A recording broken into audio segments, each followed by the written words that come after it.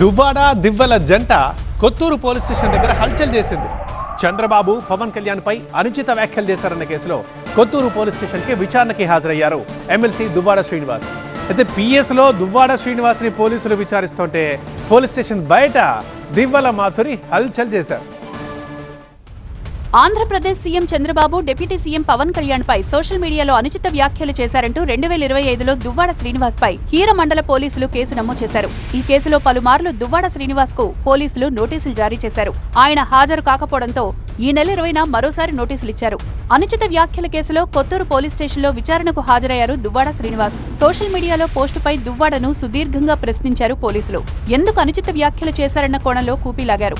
మరోవైపు దువ్వాడతో పాటు police station కు వెళ్లిన దివ్వెల మాధురి అనుచరులతో కలిసి హల్చల్ చేశారు. పోలీస్ స్టేషన్ ముందు ధర్నాకు దిగారు.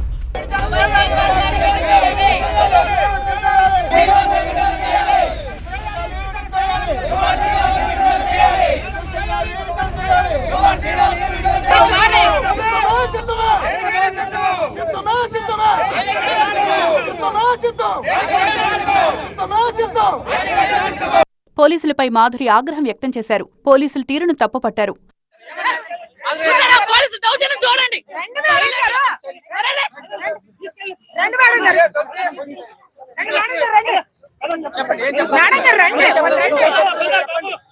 మాధురితో పాటు దువ్వాడ అనుచరులను పోలీసులు కాసేపు అదుపులోకి తీసుకుని వదిలిపెట్టారు.